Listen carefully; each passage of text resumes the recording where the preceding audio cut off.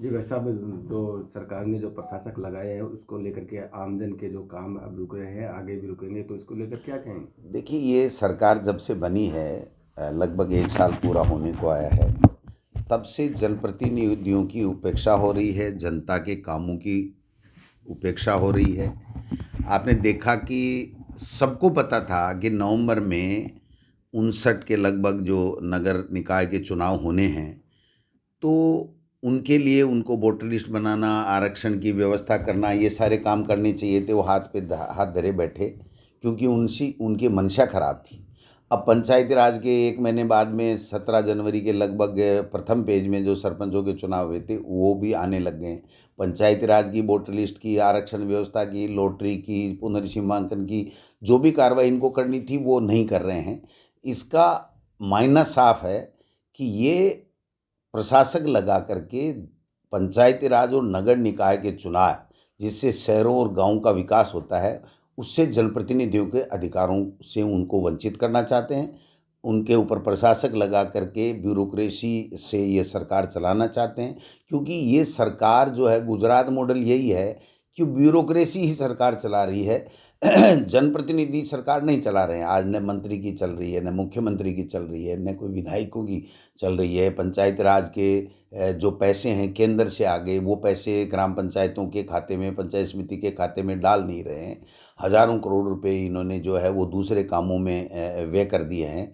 तो पंचायती राज और नगर निकाय को ये एक तरीके से कमज़ोर करना, और उस पे इनडायरेक्ट में प्रशासक के द्वारा ब्यूरोक्रेसी से चलाना, ये इनकी मंशा है, जो ठीक नहीं है।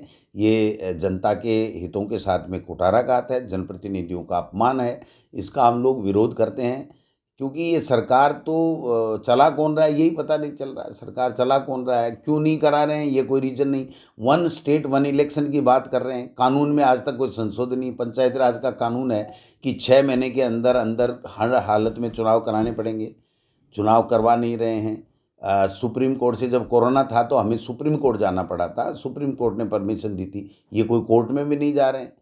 तो ये तो हाथ पे हाथ धरे बैठे हैं कि साहब जो है वो हमको तो जनप्रतिनिधि पंचायत राज और नगर निकाय में नहीं चाहिए। ये चलने वाली बात नहीं है, ये ठीक बात नहीं है। ये लोकतंत्र के, प्रजातंत्र के खिलाफ है, जिसका कांग्रेस पार्टी विरोध करेगी। सर, उपचुनाव को लेकर के अब चर्चा आ रही है कि कांग्रेस संगठन में बदलाव होने की जो चर्चा चल रही है, उसको लेकर क्या कहें? देखिए, जो नीचे मंडल स्तर के ऊपर, ब्लॉक लेवल के ऊपर जो हमारे पद खाली हैं, उनको हम भरने की प्रक्रिया हमारी शुरू हो चुकी है। हम जल्दी से जल्दी उसको पूरा का पूरा, चाहे वो प्रकोष्ठ हों, चाहे वो डिपार्टमेंट हों, चाहे वो मंडल की कार्यकारिणी बनाने की बात हो, चाहे बूथ अध्यक्ष और उसकी कार्यकारिणी की बनाने की बात हो, या प्रदेश कांग्रेस कमेटी में जो लोग पदों पे हैं लेकिन जो निष्क्रिय हो चुके हैं, उनकी जगह हमें दूसरे लोगों को, जो अच्छे एक्टिव लोग हैं उनको मौका देने की बात हो। ये सतत प्रक्रिया चल रही है और इसमें जल्दी आपको परिवर्तन देखने को मिलेगा कि जहाँ जहाँ भी जो संगठन की इकाई नहीं बनी है, उसको हम जल्दी से जल्दी बनाने का काम करें। बात करें उपचुनाव में किरोड़ी लाल जी के भाई की जो हार हुई है, उसके बाद में वो भी लगातार पार्टी के खिलाफ जो है ट्वीट कर रहे हैं, अपनी पार्टी के खिलाफ, तो उसको लेकर के।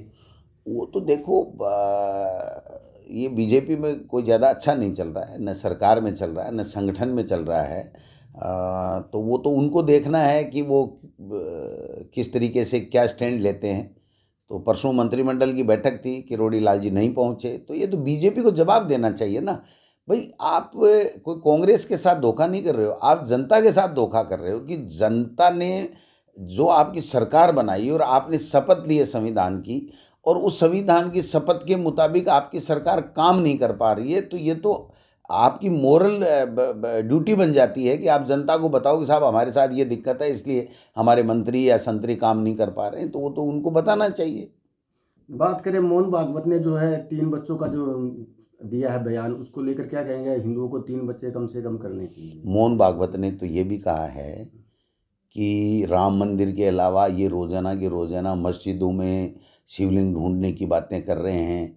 ये बहुत गलत है। हर धर्म का सम्मान करना चाहिए।